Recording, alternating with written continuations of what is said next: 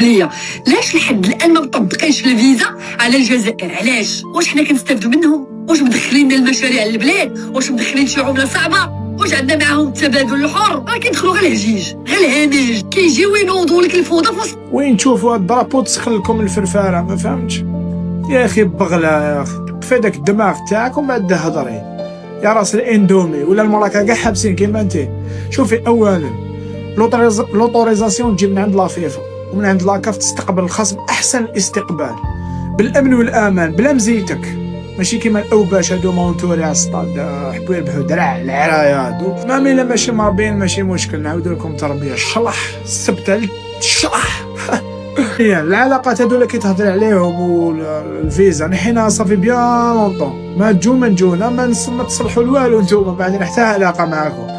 هذا شغل مجرد كرة قدم برك، هذا ما كان. وحنا نحينا الاولين ماشي نتوما. ثالثا ليسما جاو مع ليكيب تاعهم، ما جاوش حواسين.